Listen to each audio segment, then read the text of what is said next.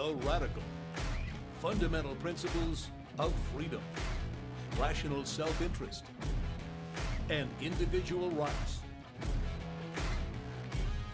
This is the Yaron Brook Show. All right, everybody, welcome to Yaron Brook Show. Friday night, not usually a time I do a show. Zach says it's midnight. Where is Zach? Zach is in, my guess is Zach is in the UK, because it's midnight in the UK right now. It's 8 p.m. here in Puerto Rico. I hope all of you are having a great Friday evening. Thanks for joining me. Second show today, so I know it's a bit of a stretch. Wow, more people are watching right now on Twitter than are watching on YouTube. That's never happened before. YouTube's catching up. I think YouTube's overtaking. But thank you to all the new people out there on Twitter. Please, if you're on Twitter right now watching, please follow me on Twitter and also come over to YouTube and subscribe. Ooh, yeah. So anyway, we've got Tessa. Tessa is in Salt Lake City, and all right, we've got some people asking obnoxious questions. Okay, as you know, if you want to ask questions, Super Chat feature is available. I will answer questions in that part of the any question you want. I will read it out loud. Any comment you want, any insult you want to make. Just put dollars behind it, and we will give it appropriate attention. Who's going home to Austin? All right, she's going home to Austin. Excellent. All right, so I thought we'd take a break from talking about Tucker. I think we talk about Tucker every day this week. I'm kind of sick of it and about to throw up, and so I figured we'd pick a couple of other topics. And I really wanted to have an opportunity to show this video to you. So we're gonna watch a video related to the evil of racial preferences. So I'm gonna just jump in. Yeah, we lost everybody from Twitter. So they came, they saw, and they left. Maybe they moved on to YouTube. That would be nice. But the Twitter crowd did not stick around. I wanted to show you a video of somebody who resents the whole idea of racial preferences. It's a short video, it's about 2 minutes long, but it really has the moral power. It really has moral power. It really reflects maybe the greatest evil of racial preferences. It reflects the real outrage that somebody, not who doesn't get the job because he is the wrong race, but somebody who gets it, but who the world can't identify why he got it. Did he get it because of some racial preference, or did he get it because of his actual ability? So let's jump in and start with that. This is a short video of Glenn Loury, who I love. Glenn Loury is fantastic, and he is going to be the only one speaking during this 2-minute rant. But I think it's really powerful, and I really wanted you guys to listen to it because it has that passion and moral energy of somebody who is morally offended by somebody who really wants to stand up and object, right?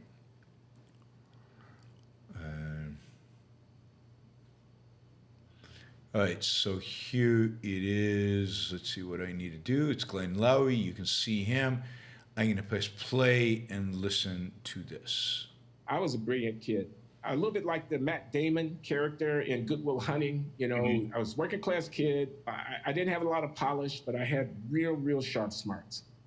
My life took a various turn. I was a father at 18 and at 19 and at 21 and dropped out of college and whatnot, and bounced around community college, got discovered like Matt Damon in the movie. Ended up at Northwestern University where I was a wizard. I was taking the PhD level courses in these technical subjects and acing them. Went to MIT, where I was at the top of my class. Again, forgive this, but I want you to try to understand the point. So my genius, yes, I said it, my gift, my extraordinary abilities were what carried me forward, notwithstanding the vicissitudes of racism and discrimination in America. To have that minimized by somebody presuming that, oh, you didn't get to MIT without affirmative action, and it's actually true. I didn't get to MIT without affirmative action because every Black person is going to be the beneficiary of affirmative action, whether they ask for it, need it, or not. MIT had 3 positions set aside in its entering class, and those 3 were to be Black students of the greatest promise. I was one of them in the year that I came in, even though I didn't need to be in that box in order to get in because I had A's in everything. In the PhD level courses I was taking at Northwestern, my professors were writing letters saying that I was the best student they'd ever seen, because I was. Again, I ask for your forbearance as I toot my own horn here. God damn it, don't dishonor my amazing achievement by chalking it up to favoritism. I resent it, I don't like it, I don't need it, I don't want it. That's not a political position. I'm defending my own dignity here. So you're gonna call me a sellout because I'm defending my dignity? Fuck you. I mean, please, will you get your hands off of my dignity? Let me succeed or fail based upon my abilities. Don't patronize me, goddammit. I was a brilliant. Now, I love that. I think that is fantastic. Here you get Glenn Loury. First of all, tooting his own horn in a way that is so rare in our world. You know, I was a wizard. I was top of the class. My genius, my ability. He was good. Goodwill Hunting kind of discovery. And no embarrassment, no shame, no guilt, no, you know, this is real pride. This is knowing who you are, standing up for who you are, declaring who you are to the world. And, you know, he gets really emotional there at the end. And I think he gets really emotional there at the end for a simple reason. Because his ability, his genius, which didn't just come to him, as he describes. He had a kid at 18, he dropped out of college, 19, 21, he had 3 kids before he was 21. Obviously came from a difficult background, had to be discovered.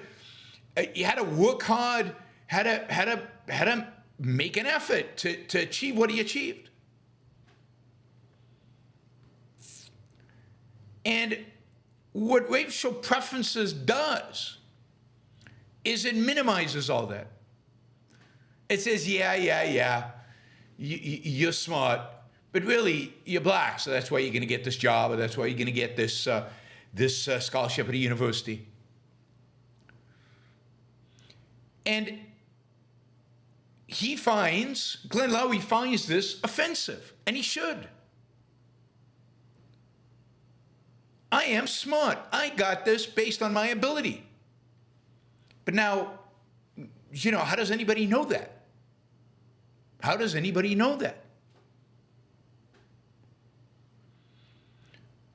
And this is the thing about affirmative action and the variety of different,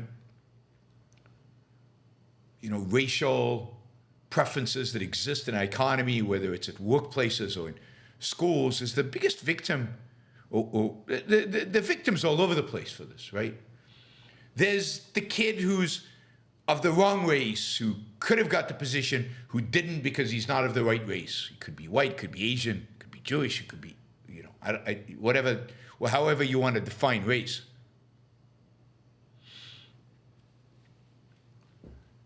He could be, you know, that's one victim.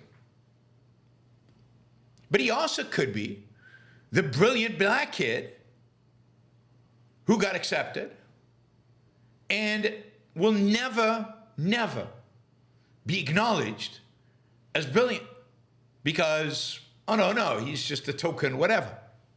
He just got in because of it.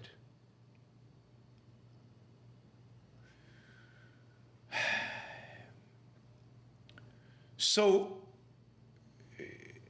any kind of system, there's a third victim. So those are 2 victims.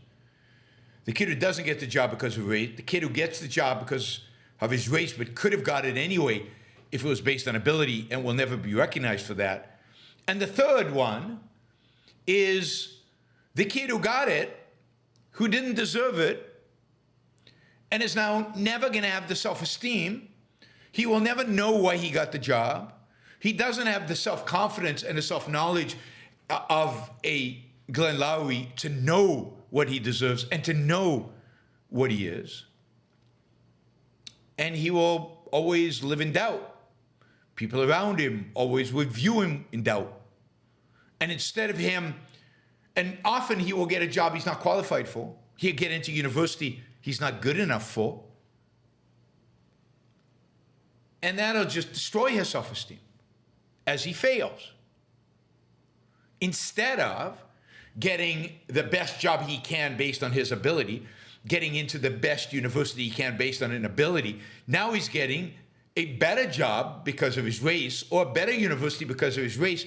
And that undermines his self-esteem, and therefore, his ability to be happy, his ability to live a successful life.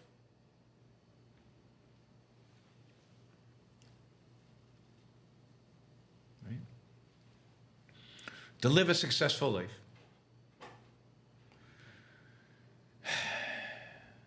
So, in this sense, getting a job, getting accepted into university based on the color of your skin or based on whatever random arbitrary assignment of race that is given to you,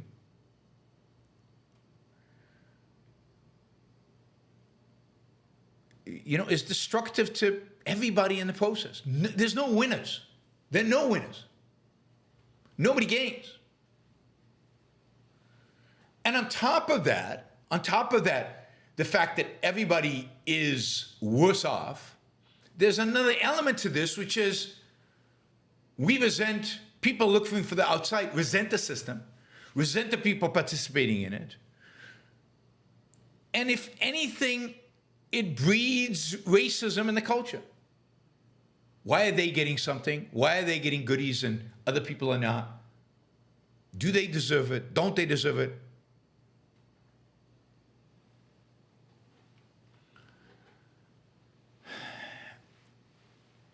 So, any form of preferences with regard to race, in anything that relates to ability, is evil through and through. Now, I understand why it was put in place initially. It was put in place because for a long time, people didn't get jobs because of their race. There was clear discrimination. There was clear racism, particularly in the Jim Crow South, but really beyond that. And the idea was to break that, to demolish that. And while I think it was wrong to do even back then,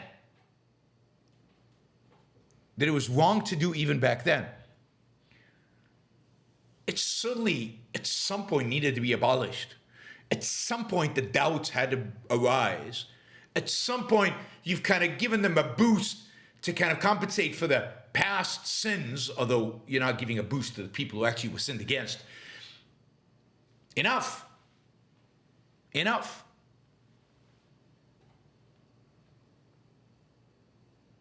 Right. So, I think Glenn is such a good reflection of this. He's a super smart person who resents racial preferences in work and everywhere else, and speaks up against it, and yet is accused of having benefited from them and therefore being a hypocrite, when it's clear that you didn't. But go prove it. Go show it. And that explains his frustration. And I thought just the passion and the anger, just to show another dimension of the victims here, is important. Again, we can understand where the racial preferences came from, post-Jim Crow laws. But it's never appropriate to resolve an evil with another evil. Evils don't wipe themselves out. The Civil Rights Act was appropriate to the extent that it did away with Jim Crow laws, and it did away with government discrimination. It did away with the state discriminating.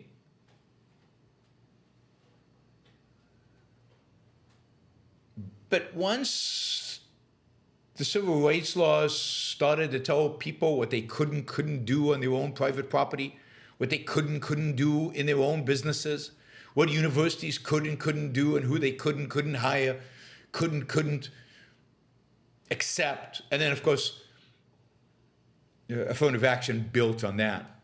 Affirmative action, by the way, interesting fact. Affirmative action is not a law. And is not a decision by the courts. Affirmative action is an executive order. Affirmative action could be done away with like that because it doesn't need voting. A president could reverse the executive action of, I think, Truman and reverse it.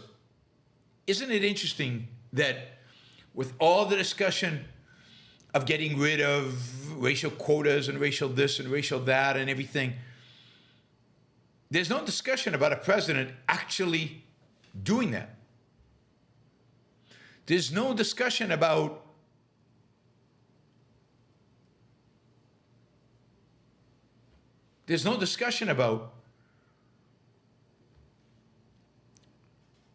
actually getting rid of affirmative action.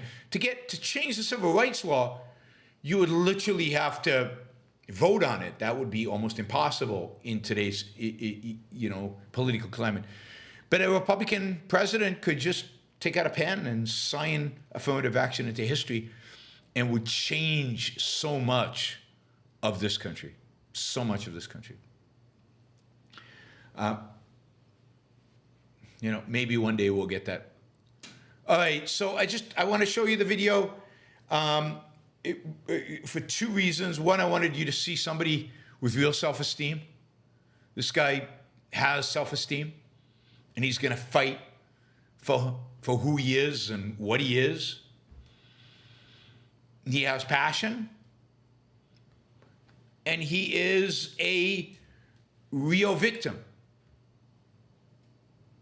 not a pretend victim. Not a victim because of the color of his skin, but a victim of the system that treats people of his color skin differently than others and promotes them unjustifiably in some cases, and therefore makes it impossible to differentiate. All right. That is my little short spiel on racial preferences and Glenn Lowry, and I hope you enjoy that. Vandy says maybe you can have Glenn on sometime soon. I'll try to get Glenn Lowry on. I'm not sure he'll come on, but I certainly will try to get him on at some point. Hiram says, Yaron, is it okay to make up and identify by a fake race and phony ethnicity, translating back to some same race? There is no purple race. There's no such people as Sagolese. No, I don't know in what context. In what context would you make a fake race and identify based on a fake race? And in what context would you do that? The only reason to do that is legitimately is to ridicule race as a category, be ridicule the whole idea of race, which I think is a bogus concept. I don't think there's an objective referent in reality for race. There's an objective referent in reality for skin color, even though even there people have shades. Arguably, there's some, but there's no. I don't know that there's any referent in reality to race. But so I think it's wrong to identify as a race, period. It's wrong to talk about races, period. Although it's impossible to get around talking about race, given the culture's obsession with it and given the laws that identify it and make an issue of it. So it's almost impossible to avoid it. But there is no such thing. And it should be recognized as a con. It's a con created by, originally by whites, by people of white skin in order to prove their superiority over people who look differently from them, whether it was blacks from Africa, brown from India, or whatever from China. And it became a pseudoscience starting in, I think, the 18th century, continued through the 19th century and early 20th century. The whole issue of race became kind of a pseudoscience, all with an attempt to somehow show the superiority of a white race over everybody else. But the whole construct is bogus. So I wouldn't play into that and legitimize it even by faking a race or doing anything like that. Vandy reminds everybody to smash the like button. Please do like the show if you like it. James G says, is it wrong to take into account the racial makeup of a city neighborhood in which you are considering moving? Also, how about a country you're considering relocated to where no one looks like you? No, I don't think it is legitimate. I think it's legitimate to look at crime rates. It's legitimate to look at quality of schools. It's legitimate to look at the culture and whether you'll enjoy the culture or like the culture. But what's not legitimate, I think, is to evaluate it based on how the way people look or the color of their skin and what would be the criteria, right? And who lives there. For all the negatives, I don't know, crime, for example, quality of schools, there are objective measures for those things. You don't have to take a proxy, through supposed some kind of racial makeup. What would be the relevance?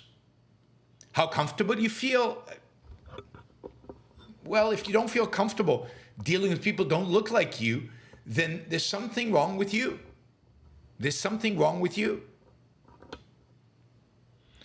And so you should, introspect and consider and think about how to shift your attitude. Shift your attitude. But no, I don't think it's appropriate. I mean, I mean, if I had a chance to live in Hong Kong at some point, that would have been interesting. The fact that everybody around me would have been Chinese. The challenge of language is a real challenge. The challenge of culture is a real challenge. So you really have to think about these things, and those are the things you have to take into account. But race is a bogus concept. Race is an irrational criteria for anything. Anything.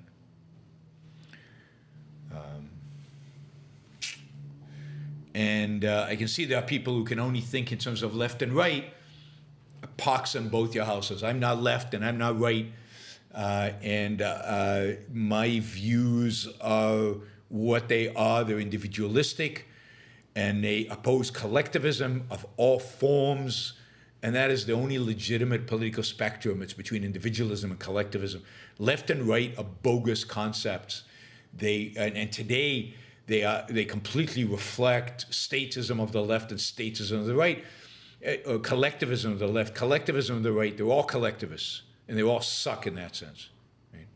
What you really need is an alternative to collectivism, an alternative to the variety of different collectivism, whether its origins are in socialism and class system and Marxism, or whether the origins are in racism and race identification theories, white supremacy, or just plain old fascism with or without the racial dimension.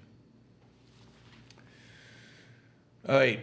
As I said, if you want to ask me a question, if you want to challenge me on something you disagree with me on, or you think I'm a hypocrite or something like that, The super chat is available to everybody, and I do answer all the questions that you raise. So if you're interested in any of that, you know, if you want to catch me on something, if you want to prove that I contradict myself, the super chat is the way to do it. The super chat is the way to do it. All right. Let's talk a little bit about the war in Gaza. I've talked a lot about the war in Gaza, obviously, since it began, and there's a lot to say about it in a lot of different dimensions. But, you know, there's a lot of discussion about can this war be won? Has Israel won? Is Israel winning? What does winning look like? And there's a lot of skepticism about the ability to win. But I want to emphasize here that there seems to be always skepticism about the ability of the military forces of, call them the good guys, Israel certainly qualifies for that, to actually defeat evil.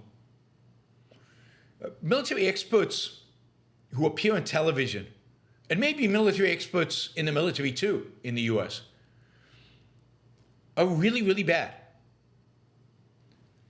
They have, you know, surprisingly, shockingly, really, they have very little understanding of warfare and winning and what it takes and who the enemy is and what the enemy is capable of and so on. I mean, you saw that in the first days of the Ukraine war, which we were told at the time would be over in 2 weeks. Everybody on television, every single general, colonel, major, whatever, who appeared on television was just, you know, it was just a question whether it would be 1 week, 2 weeks, or 3 weeks, but Ukraine would collapse and the Russians would control Kiev. It was imminent.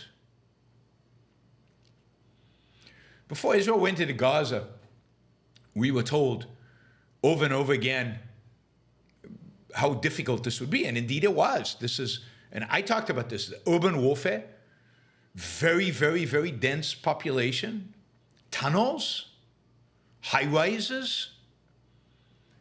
I mean, the potential, the massive potential for huge Israeli casualties. Everybody said Israel's going to be crushed. You know, they can't defeat Hamas. Hamas has tunnels, and they're going to ambush them, and they're going to be everywhere, and they're just going to kill Israelis, and Israeli soldiers are going to die in mass, and Israel will lose its commitment to the fight because of that. And every military expert, the majors, the generals, the colonels, they all said the same thing. Israel can't do it. And it's shocking to me. It's shocking to me. You'd think that, I don't know, these military experts would know something about the really pathetic nature of the military equipment that the Russians used in Ukraine. They'd know something about motivation and the role of motivation in warfare and how the Ukrainians were motivated and the Russians were not. You think they understand this kind of stuff? The doctrine, the ability of small units to destroy, you know, static strategy that just sends tanks. Anyway, it was shocking. Then the failure of logistics. But again, this was shouldn't have been completely shocking to people. The Russian army did not do well in Afghanistan. The Russian army has not done well anyway. On the other hand, the Israeli army has done phenomenally well, at least on occasion. And they underestimate the motivation of the Israeli army. They underestimate the ability to use technology. They underestimate the quality of the Israeli military. Israelis don't send 18-year-olds without training into battle like the Russians do. Israelis are trained, at least for a year, 9 months. Basic training, specialized training before they're sent into combat.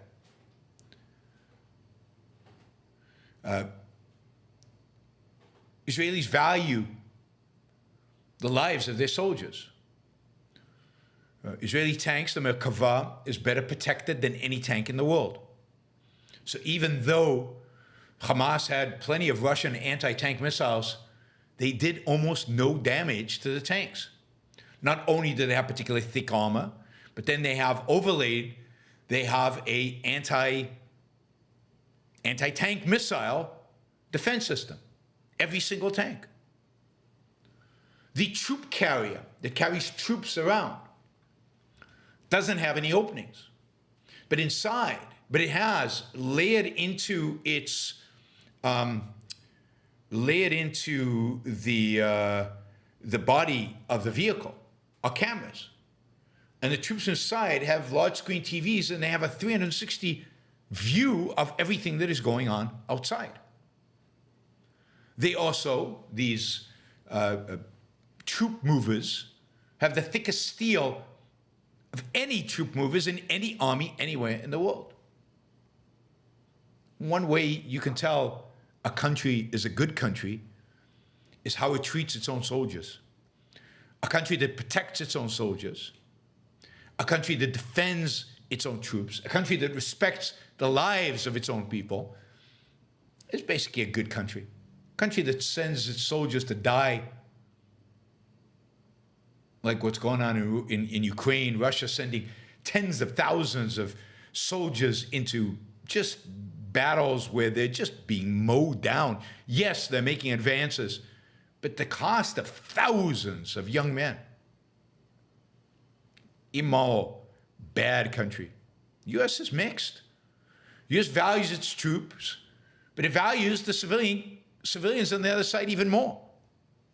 Israel suffers from that disease as well, although this time in Gaza, less so than in the past.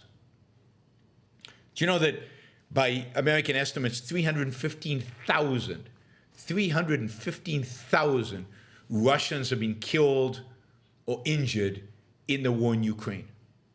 315,000.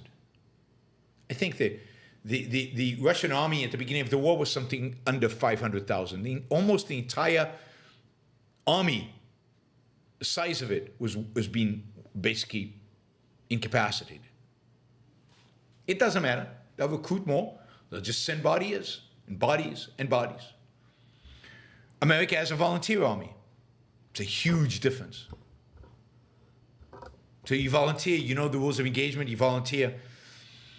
It's sad, but it's not the same as conscription and then send them as cannon fodder into the battle.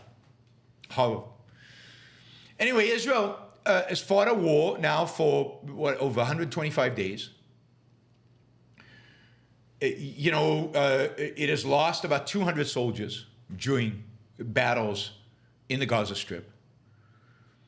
It has occupied space which housed 2 million people. It has killed well over 10,000 Hamas fighters. The ratio is what, 500 to 1? I think that's right, 500. So that's 2 for every 1,000. Oh wait, 50 to 1, 50 to 1. 50 Hamas fighters for every 1 Israeli killed.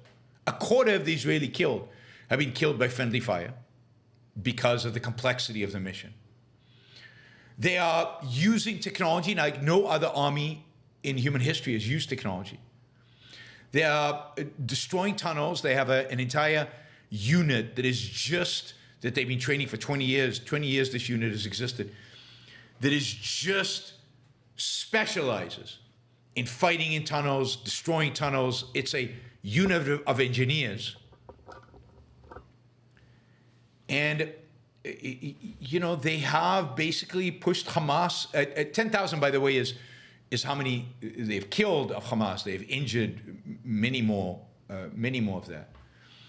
They've killed very few civilians when taken into account. They've destroyed Gaza. Gaza is basically been flattened. It appears that something like 50% of all the buildings in Gaza are not habitable anymore.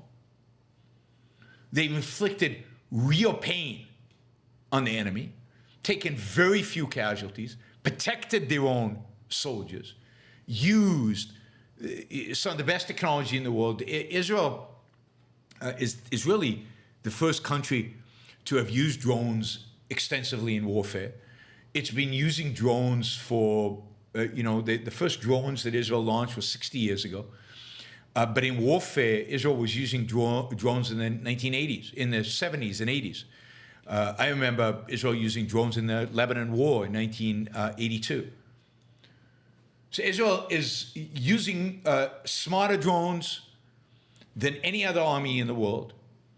And it is using using drones again in a city environment, which is very unusual, and it has been more successful. I mean, and this surprises me because I thought they would wimp out, but Israel has been more successful in Gaza than any army that we have stats on has ever been in urban warfare. They've taken fewer casualties and destroyed more of the enemy than any other army ever has. And you got to say that Israel is re-established itself after a period, I think, of about 15 years, maybe 20 years of a lot of doubts about Israel's capabilities as a military. Israel has reestablished itself as a dominant military force, maybe the best trained, maybe the best competent military form, military in the world. I'd put them up against anybody. Now, they don't have the numbers, but in terms of size. If you want to ask a question, I'll say it again, about anything, there is a super chat available. So stop asking me questions in the chat. Use the super chat for it. Do $2, $5, $20, $500, whatever you want. But the super chat feature exists for a reason. It exists for a reason. All right. So yes. So you have to say the success is amazing. It's also important to note that this is the success of the military. It's the success of the soldiers on the ground. It is a strategic success of the Israeli military over many decades, building the kind of weapon systems that they will be able to use. It's the success of a military that emphasizes and places first and foremost the protection of its own troops. It's a very, very sophisticated, very sophisticated military that has used technology in ways that other militaries are only starting to imagine its use. So the credit here goes to the strategizers, the generals, the trainers, but also to the troops themselves, the people on the ground who are fighting, who are obviously highly motivated, highly incentivized, and who are doing the work. There was a story in Israel that one of the brigades was asked to basically evacuate with the intention of them being replaced with fresh troops. And they refused the order. They said, if we're evacuating Gaza, we're not evacuating Gaza. We haven't finished our job. We haven't finished the duty. Now, once they heard that, no, it wasn't evacuation, it was a rotation, fresh troops coming in, they said, oh, okay. But no, one of the reasons Netanyahu can be as tough as he is, which is unusual for him, is because if he was weak, he wouldn't survive. The military would not let him. The troops on the ground would not let him. The Israeli population would not let him. This is one case in which the Israeli population and the military are more radical, if you will, more concerned about, winning and more concerned about doing whatever is necessary in order to win than the politicians. Politicians are wimps standing by the sidelines, putting their finger into the wind and adjusting their views based on which way the wind is blowing, which is pretty typical of our politicians. All right, so by the standard of victory, by the standard of pacifying the enemy, by the standard of how few troops on your own side get killed versus how many troops on the bad guy's side you kill, Israel has done a phenomenal job, and this war, so far at least, has been a success. It is not over, and of course, I think that it could have been done better. There could have been less regard for civilian casualties. They could have been even more aggressive, but given the international pressure, given the fact that if there had been a lot of more civilian casualties, even within Israel, there would have been pressure. I think the military has done an amazing job. Now they have to finish it. And that means going into Rafah. It means going into a place that now has 1.5 million people as compared to just a couple of 100,000 before the war started. It means figuring out how to evacuate Rafah so that the Israeli troops can go in, evacuate it in a way that does not allow Hamas to evacuate, but is only allows civilians so that Israel can capture, kill, destroy the remnants of Hamas in Rafah. It's going to be an interesting few weeks as the Biden administration ramps up pressure on Israel not to fight, ramps up pressure on Israel to fold, to give in. But, the pressure from within Israel is intense. And I don't think Israel is going to compromise. I don't think Israel will fold. I don't think Israel will give in to the Biden administration or to the Egyptians or to the Europeans. I think they're actually going to go in and finish the job. The Egyptians, the latest reports are the Egyptians are building a tent city that could house 100,000 refugees on their side of the border. Maybe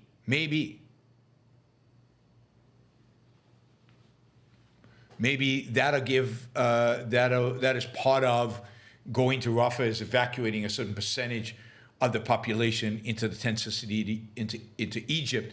Egypt had been refusing to accept any Palestinians. It still claims to be refusing that, but this tent city is being built, so maybe they will. Is weakening, and they will take some refugees.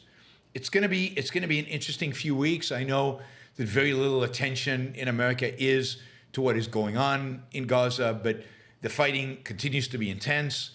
Israel continues to push to the south towards Rafah, into the west towards the Mediterranean, where Israel has not completely cleared the territory on the west of the southwest of the Gaza Strip.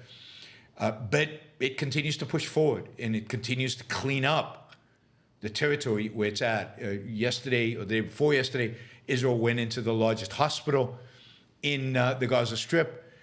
Inside, they arrested and killed a number of Hamas members. We still haven't seen all the evidence they find within the tunnels underneath this particular hospital, but they're convinced that the hostages were there. They were also convinced, sadly, that once they went to the hospital, they would discover bodies of killed hostages. We will see if that materializes. We'll probably know, probably tomorrow, maybe on Sunday. Maybe on Sunday they will provide information about what was discovered within the hospital. All right, let's see what else. What else about Israel can I tell you about the war? Yeah, I'll add this related. Israel has engaged in a tit for tat with Hezbollah in the north. Israel seems to have intensified its response over the last few days. It is bombing more. It is killing more of Hezbollah leadership. there's a real possibility that if there's any kind of ceasefire, or once Israel completes whatever it is doing in Gaza, that they will launch an offensive into Lebanon and kick Hezbollah to the north. We will see. I hope that is what happens. I think it's the only way to bring any kind of security and any kind of peace long-term to north of Israel. Israel should actually occupy southern Lebanon. I think that is what it needs to do, given the impotence of the Lebanese army, of the Lebanese government, actually to impose its will on its own territory. If the Lebanese army can't keep Hezbollah out from the border area, maybe Israel can by occupying that part of Lebanon and making it peaceful. So at some point, I expect there to be some increased intensity of battles in the north and potentially an Israeli invasion into Lebanon and a pushing the Hezbollah further north. You might have noticed Iran is much quieter. The Houthis are much quieter than they were. Even a little bit of American bombing of the Houthis, even a little bit of American bombing of Iranian-affiliated groups in Iraq goes a long way. Appeasement is the worst thing you can do. But if you go in, and America has so much firepower, it's hard to even imagine the quantities of firepower. And even the little bit that they did, which was pretty pathetic in my view, and they never went after Iran. So it's a short-term cure, not a long-term cure, but short-term has silenced them. The Houthis, the last ship they attacked, they landed up attacking an Iranian ship. So one of their own, friendly fire. So with Iran and the United States, even America standing up a little bit to Iran has huge impact. Imagine, just imagine, if once in a while, at some point, the United States actually stood up to Iran, actually dealt with Iran, actually inflicted real damage on them. The Iranian regime would crumble. They would crumble.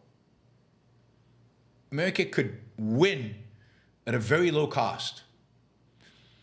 But that would require strategic foresight. That would require what Israel and America unfortunately lost for a while. Maybe Israel is regaining it. Maybe. We'll see. We'll see if that actually happens. All right. What else? I think that's all I have on the Israeli war. All right, we are way behind on the Super Chat. I mean, way behind. So feel free to ask questions about anything. I know there was a chat, all kinds of discussion about Israel and Jews and whatever. Good Super Chat questions, so feel free to ask about that.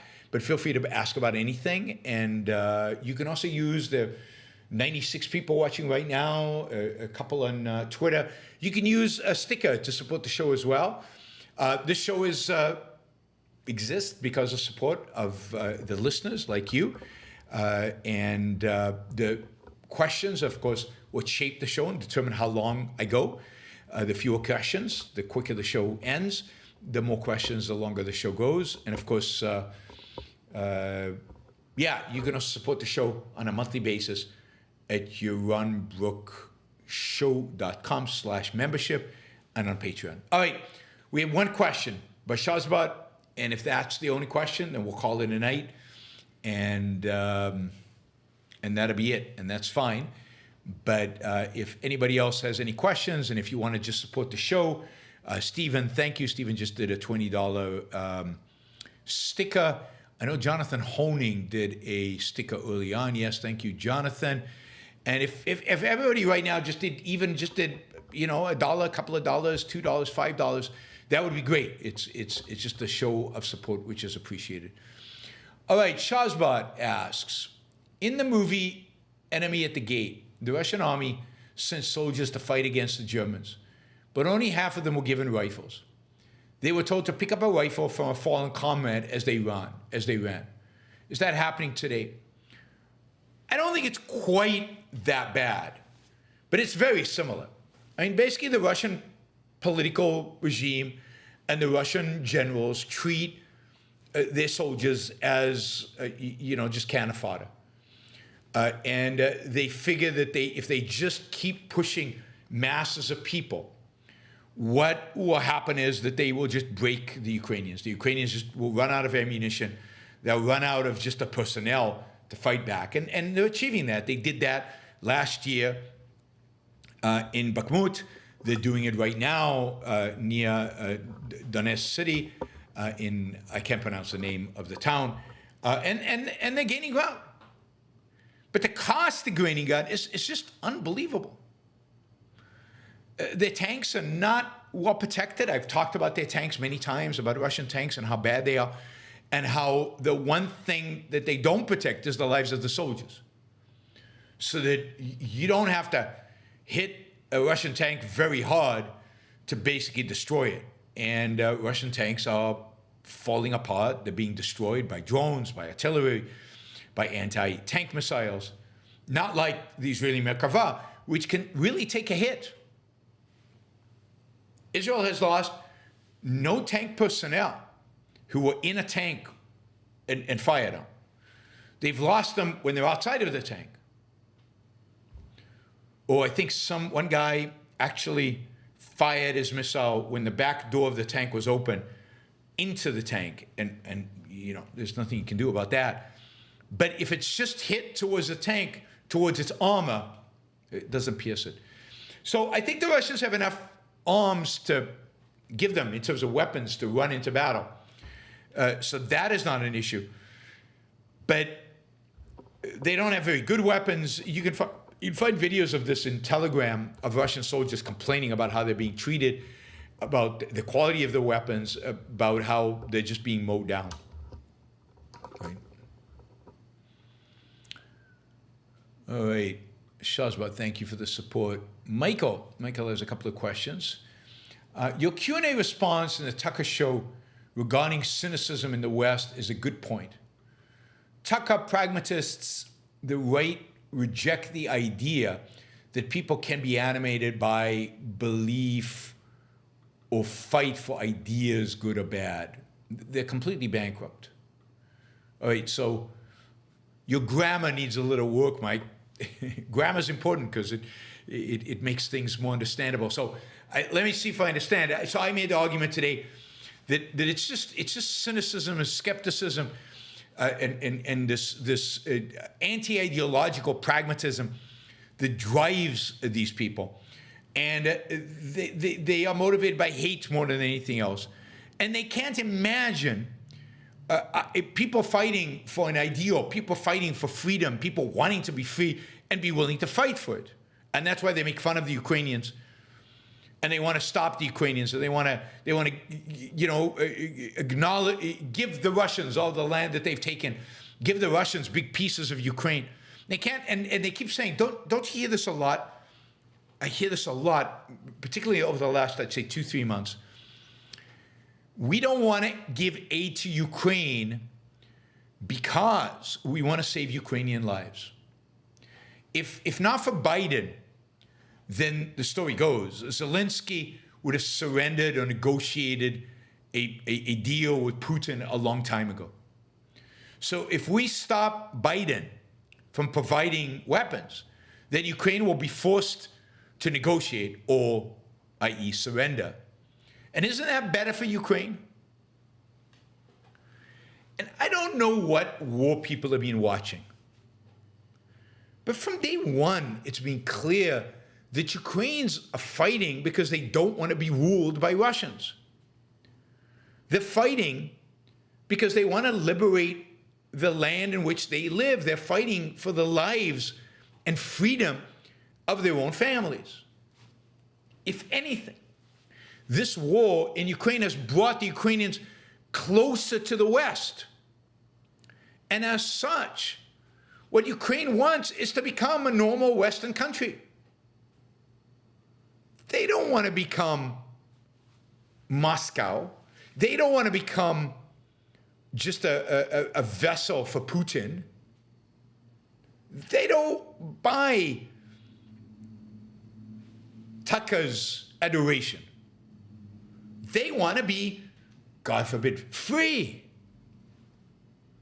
And I actually seriously think this, that if they can defeat the Russians, in other words, kick them out of Ukraine, I think Ukraine will actually move to becoming a Western country much faster than people expect. Because I think many Ukrainians have died, and people will honor their death with freedom. And I think that's what they want. That's why they're fighting.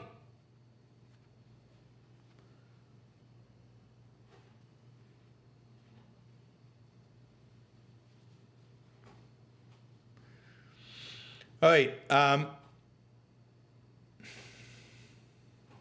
God. So, yeah, I mean, Tucker and the rest of the pragmatic right, they've lost what it means to be American. They've lost what it means to think in terms of freedom, in terms of liberty. They've lost the willingness to fight and to stand up to the enemies of freedom. Michael says, it's like the scene in Equalizer 2 when McCall confronts his former colleagues who murdered his friend. There are no good and bad guys anymore. There is no sin, no virtue. This is what the villain says. This is modernism, and I think that's absolutely right.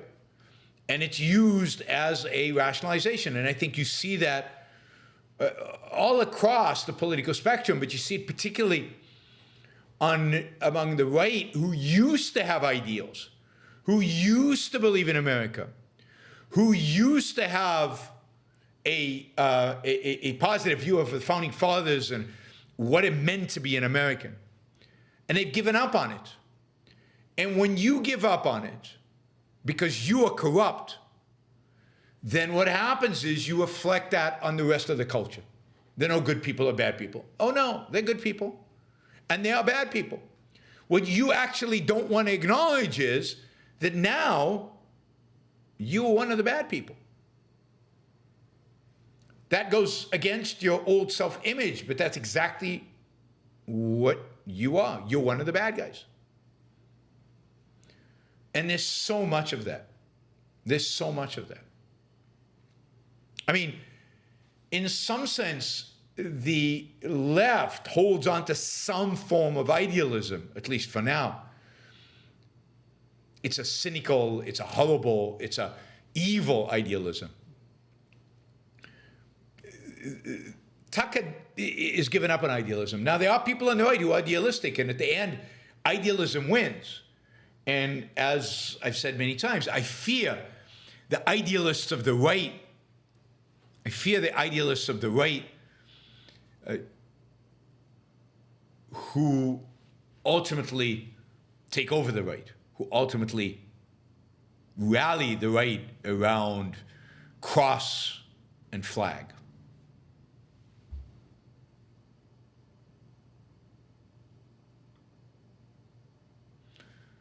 Adam, thank you, Adam. Really appreciate the $50. That is amazing. It's good to hear Glenn's self-esteem. Often when you hear similar statements, they come across as unconfident, people seeking second-handed approval. It's clear he knows his ability and resents those whose policies minimize his genius. Absolutely. I mean, I'm really glad you guys got to see that. Those of you who came in late, you should go at the beginning of the show and watch the Glenn Loury segment. Here's a real strong, confident in himself person, a person who clearly has self-esteem. And I love that he gets angry. I love that he's mad at the end. This is not just technical. It's not just theoretical. It's not just, an ideal. This is real. This is life. This affects him. This goes to who he is and what he stands for. And he is willing to, without any qualms, express that in his with passion and with anger, with real anger. People say, no, you should never be angry. Of course you should be angry. You should be angry at injustice. People say you shouldn't hate. Oh, yes, you should hate. Bad people deserve your hatred. And it would be unjust not to hate them. Now, you shouldn't be obsessed with the hate. You shouldn't let the hate take you over. You shouldn't let the hate dominate your life. But to hate is healthy. To be angry is healthy. Now, again, you don't want the anger to dominate. You don't want the hate to dominate. You don't want them to reflect. But in the face of injustice, in the face of evil, what alternative is there but to hate?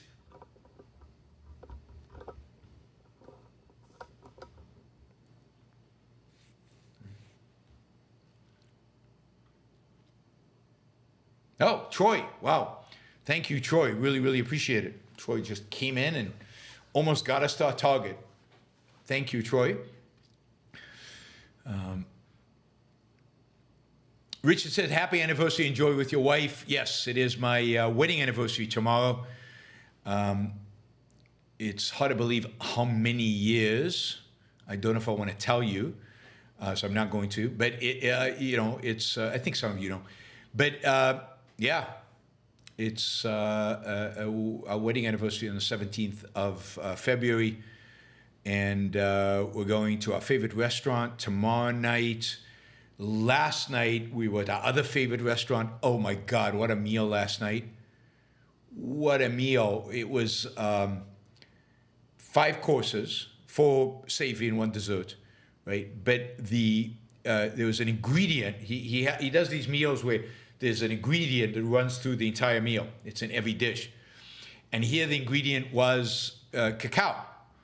In other words, chocolate. And it was fantastic. And this isn't marmalade. This is a restaurant called Epicuro. Tomorrow's marmalade, but Epicuro, stunning, just amazing. And yesterday, this is our 5th time there. Yesterday was the best. I mean, he upped it significantly. I think every time we go there, the food is better. And he uses everything that the cacao bean has, all the different pieces of the cacao. Plus, he gave you, I got to eat raw cacao bean, which was fun. And actually, I enjoyed it. And it's a 5-course prefix with a dessert, 4 savory dishes. Just amazing food. We had so much fun. It was, and the chef, it's only 12 people. It's a kitchen table. Yesterday there were 14, but it's never more than 14, and usually it's 12. You sit around, and he has a microphone, and he actually explains. He cooks the food in front of you, and he explains what he's doing. Right? He explains what he's doing. He tells you about the chocolate, where it comes from, what the properties of the chocolate, what's in every dish, how the sauces are made. It really is. If you're ever in Puerto Rico, Epicuro, it is a fabulous experience, just an experience, a unique dining experience that I highly recommend. And we loved that last night. So again, Troy, thank you. You got us very, very close to the goal. We're just $72 now away from that goal, guys. Troy got us most of the way there. You guys need to get us over the finish line. So again, thank you, Troy. One of these days, I'll make it out to Australia and get to meet my Australian benefactor. Michael, the threat to America is twofold: pragmatism and Christianity.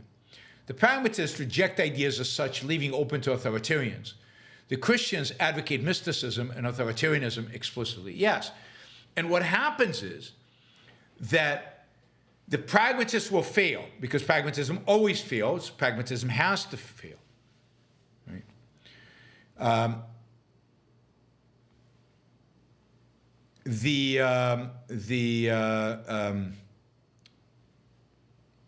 The left, which is the other evil, of course, is disintegrated and ultimately failure on steroids. It cannot sustain itself. It cannot win. Even if it wins, it cannot sustain victory. It has to disintegrate. It has to fall apart. And then the question is, what swoops in when the pragmatists and the disintegrationalists of the left, when they all fail? Well, what swoops in is something that was very successful for 2,000 years.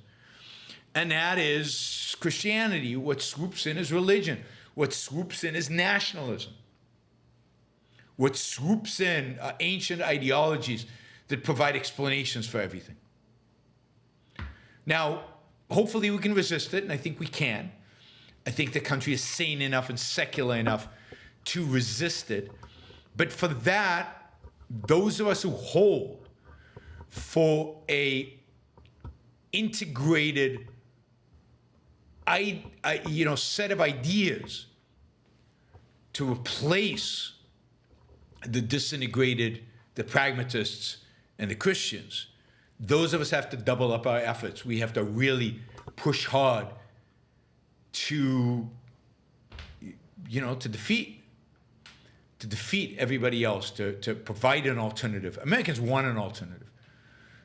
Not the people who go on Twitter, not the people who are out there, but I think most Americans don't want to be on any one of the sides that seem to be winning the cultural battle these days. I think most Americans look left and they look right and they hate what they see on both sides. All right, Mipoki, we'll just call you Mipoki because I can't pronounce your family name. Can you defend short selling as a positive-sum game where the main narrative is that it's used by hedge funds to crash down companies for profit, thus one party loses, or how do you go about defending short selling a stock? Oh, wow. There are lots of things you could say about why short selling a stock is valuable. First of all, it can provide you with a real hedge in an investment portfolio against variations within an industry. You can short part of the industry and long part of the industry and try to make money off of the difference between the two, reduce volatility dramatically, and make money off of your identification of one company being better than the other company, short the company you think is worse, buy the company you think is better, and make money when they move in different, when the company you're buying goes up and the company you're shorting goes down. Oh, let me tell you what shorting is. Many people might not know short. Shorting is you borrow the stock and sell it. You borrow the stock and sell it. And then when you have to return it, when you have to give it back to the person you borrowed it from, you buy it in the market and you give it back to the person. So you want the stock to go down because you want to sell it at a high price and you want to buy it at a low price. Short selling is very risky because when you buy a stock, the most you can lose is the $100. Let's say you pay $100 for the stock, is the $100 you bought the stock for. The stock could go to zero, it could go bankrupt, but you lost $100. But if you short $100 worth of stock and the stock doesn't go down in price, it goes up in price, there's no limit to how far up it can go. And on a $100 investment, you can lose $1 million. There is no limit to how much you can lose. So shorting is very risky. So one, it serves a productive function by allowing sophisticated, and I don't recommend this to people to do because of the riskiness in shorting. It allows sophisticated investors to hedge risks. And people out there are very good at doing this, at figuring out how to hedge those kind of risks using shorts. It provides information. If I think a company is not as good as its stock price reflects, but I don't own any stocks, I can't sell it and express my lack of confidence in management, lack of confidence in the company by selling stock I already own. I can short the stock. I can borrow it, sell it, and thus provide that information, the information about my, at least, negative evaluation of this stock to the market. And that is hugely important. It's important that stock prices reflect the best available information about the value of the company, because stock prices are crucial to the allocation of capital in the economy, and you want that to be efficient. So you want to have mechanisms by which smart investors can put downward pressure on a stock when downward pressure on a stock is justified, at least they think it's justified, by information or analysis or thinking they have done. So those are the positives. Think of the stupidity of the GameStop, meme stock buying, groups that bought stock like crazy and drove prices up, prices that made no sense, that completely distorted the allocation of capital. Well, it's good that there were people like Carl Icahn who shorted those stocks and who helped correct the prices and who ultimately drove them down.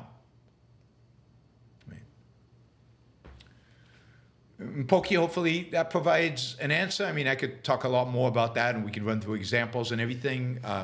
In our finance class we did, but that would be at least my the quick super chat answer to that question. But let me know if you have any follow-ups.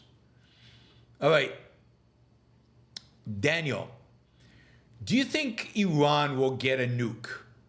I can't see Israel allowing it, but I don't know if they have the capacity to take out the nuclear program.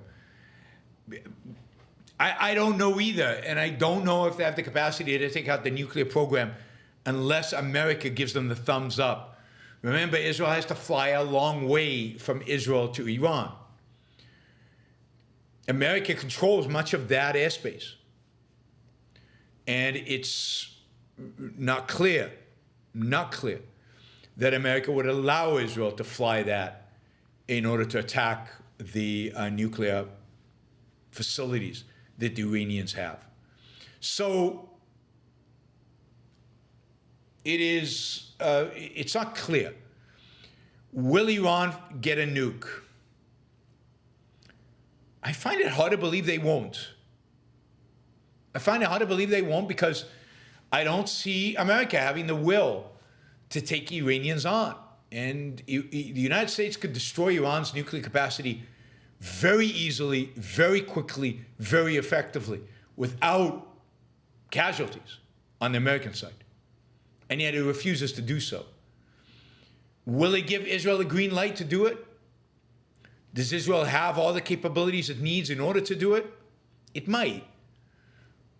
Particularly if it can land planes in Azerbaijan. I don't know if it can, but if it can land planes in Azerbaijan, that'll make an operation in Iran much, much easier. Anyway, I don't know. Again, wouldn't surprise me if Iran, one of these days, announces it has a nuke. Vandy, the trolls feel like laying into Iran in the chat, but don't want to spend even $2 to get a response from him. That's because they can't stand the response. They know I have a response. They know I'll rip them to shreds. And they want to be able to take pot shots without the response. I mean, and a lot of people in the chat do this, right? At least I give credit to Scott, who's disappeared, by the way, that at least he once in a while asks a super chat question. He's willing to write a check.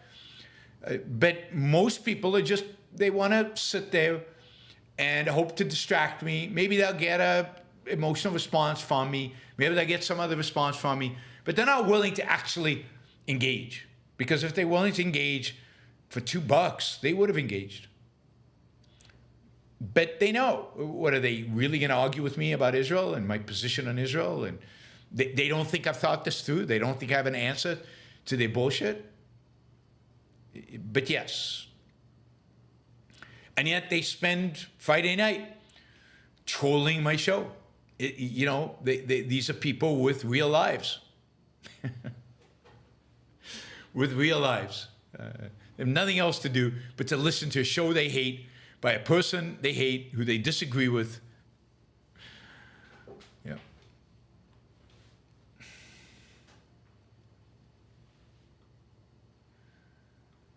John, do you have any recommendations for traveling to a place in which few people speak English, Eastern Europe, South Korea, just do it. I don't really, right? I've traveled to all those places. I don't speak any of the languages. I've managed great. You know, sign language goes a long way. Now, with Google Translate, you can speak into your phone and it'll speak the language to the locals. Beware, place like South Korea and Japan, taxi drivers don't speak English, and yet you manage. You manage. One of the things I definitely would do in all these places is pay for a guide. Get a guide for a day in English to just, with a car, to drive you around and just show you the highlight and explain a little bit about the culture and tell you about the place. In Eastern Europe, historically it's been very cheap to do. Asia's a little bit more expensive, but still definitely worth doing, because it's going to be hard otherwise to just orient yourself. A guide could orient you and give you a sense of the place. And then just do it. People are super friendly. I mean, the least friendly people are probably Japanese, and it's still fine. They're still friendly, right? But South Koreans are super friendly. The Eastern Europeans are super friendly. I wouldn't hesitate to go, even if you don't speak the language. In a hotel, of course, they'll speak the language. Your guide will speak the language. And you'll find, particularly in Europe, you'll find people here and there who speak, quite a few who speak the language, particularly young people. If you want to talk English to somebody, find a group of young people and walk up to them and talk to them.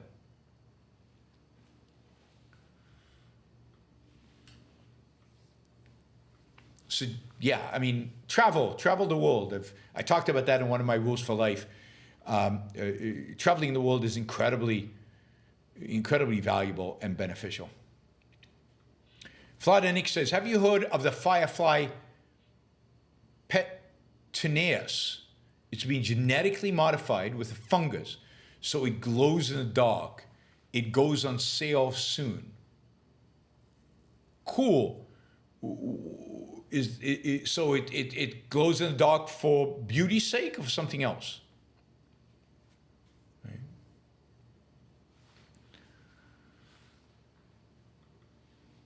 But yeah, I mean, very cool. Brownie003, do you hate Putin? Yeah, I hate Putin. I despise him. I hate him. I don't dwell on the hate. It doesn't affect me, but if you ask me what I feel towards Putin, it's hatred. It's hatred. Right? So, absolutely. And I hate Tucker. He deserves it. Michael says, the right agrees with Obama's pastor, Jeremiah Wright. God damn America. Yeah, I mean, isn't it shocking? I mean, this is the right who used to stand with America. This is the right who used to cherish this country. This is the right that's given up on their ideals and sold out completely. And they sold out on the meaning of America. They sold out, you know, on freedom, on liberty.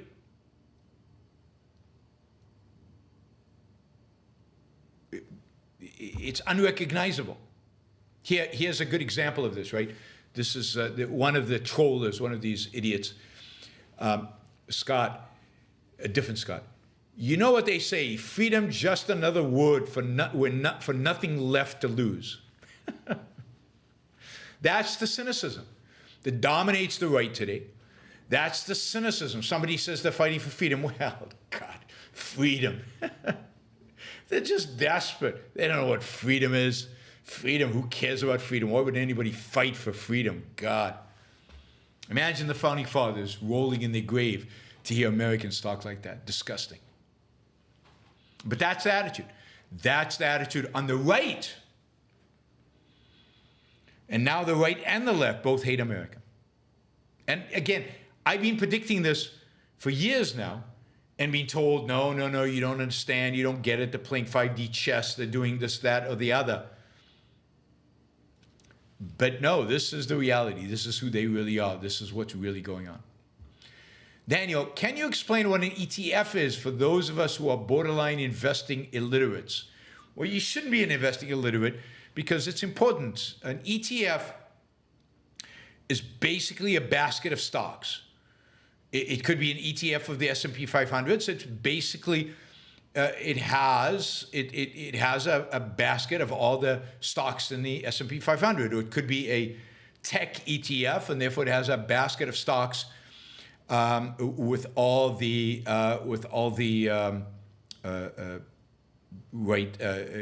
bunch of tech stocks in it. And then people can buy and sell this basket. So you can bid up this basket, buy or sell the basket. And if you buy the basket, then money's flowing in, then they go and they buy tech companies, right? And when you sell, they have to sell, and that pulls tech companies, those companies theoretically, that pulls their prices down. So it's just a basket. It's like a mutual fund, just as a mutual fund that's traded minute by minute. It's traded constantly, whereas a mutual fund, you can only buy and sell.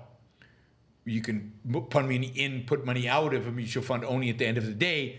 An ETF, you can buy and sell during the day. I don't see what the point of an ETF is for most of you. For most of you, mutual funds are what makes sense because you shouldn't be buying and selling on a regular basis anyway. You should be buying and holding for the most part.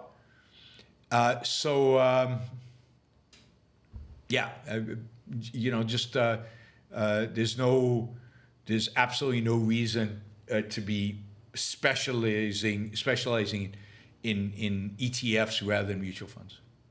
I would look at which one's cheaper. I think mutual funds are cheaper. You pay a fee for them to invest your money.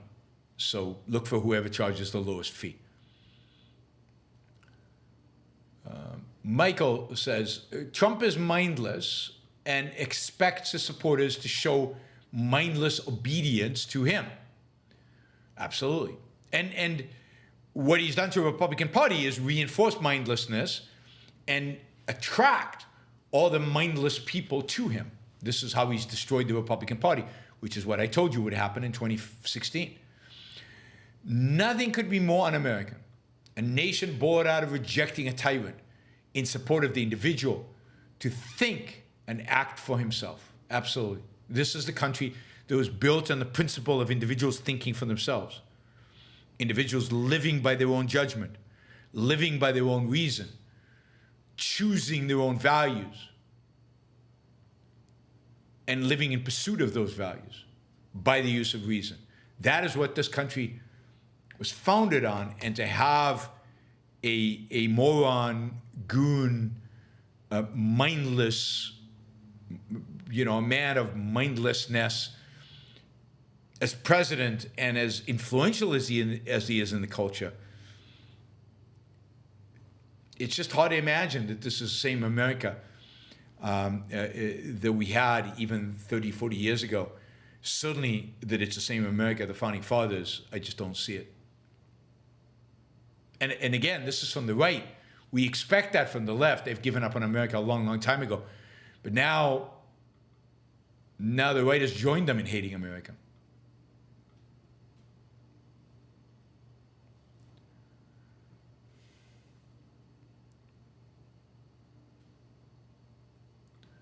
Frank says, where's Trump's Space Force? Can it stop Putin? I wouldn't worry too much about space weapons and space. This is just more stuff to fear-mongering and to cause you to worry for no reason.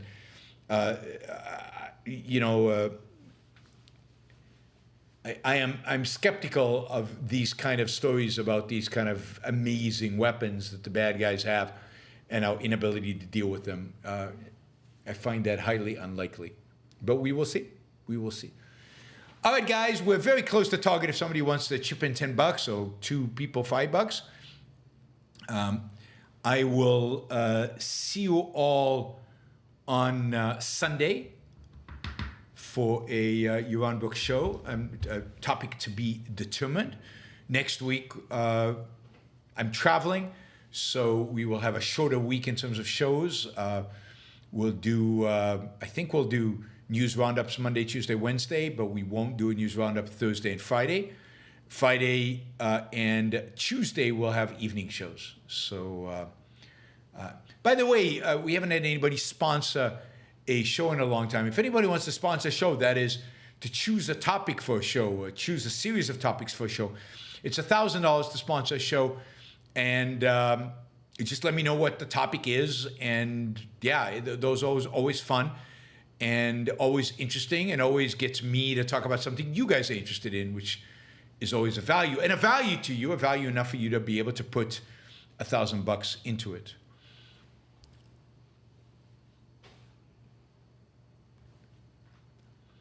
Justin, Yaron, have you followed Pierre Poilievre in Canada? He seems to be a bright light in Canadian politics. I think he's somewhat influenced by Ayn Rand. I haven't closely, but look, Canadian conservatives or Canadian free market types sound really good. And one of the reasons they tend to sound good is they don't have to pander to the religionists. In Canada, you can be a free market and a capitalist without being a Bible thumper, right? So I'm not surprised that Poilievre is pretty good. Over the last few decades, there have been a number of good people on the right in Canada, and they haven't managed to actually go and succeed in Canadian politics. Canada's a left-wing country, but they do sound good when they're in opposition, and hopefully one day one of them will win and actually do what they promised to do. Darius says, what is the best performing index or ETF over the last 20 years? NASDAQ 100 is one of the few indexes that beats the S&P 500. Tech seems to do the best. It does until it doesn't. If you bought tech in the late 1990s, it basically took you 15 years to recover your money, to get your money back. The NASDAQ 100 was a disaster in the 2000s. So what you want, and I'm not giving investment advice, take this for whatever it's worth. What you want is a diversified portfolio. You do not want all your money in the NASDAQ 100, because you could have a collapse that, like we did when the dot-com bubble burst, which takes, I think it took 13 years until the NASDAQ 100 returned to where it was in March of 2000. I think it took 13 years. I think it's 2013 before that happened. So beware. You want to be diversified. You want to have some tech. There's a lot of upside. But you want to have some other stuff that's not as correlated. So if, when tech collapses at some point, maybe some of your other stocks do better. You want to be internationally diversified. You want to have a diversified portfolio. And over the long run, that performs best. There will be years where you'll underperform. Maybe most years, it'll look like you underperform a particular index. But over the long run, a diversified portfolio works best and it gives you the best returns with the least amount of risk. All right. Thank you, everybody. Really appreciate the support. And don't pay attention too much to the trolls and just the haters that seem to be attracted to our chats. They will go away. At some point, they'll become bored and they will go away. And in the meantime, just ignore them. I think ignoring them is the best policy. They thrive on the attention that they are trying to seek. They are complete second-handers in that regard. All right. Thanks, everybody. I hope you enjoyed the video of Glenn Loury and the discussion of the Israeli military. We will talk again on Sunday on what I'm sure is going to be a completely different topic. See you soon. Bye, everybody.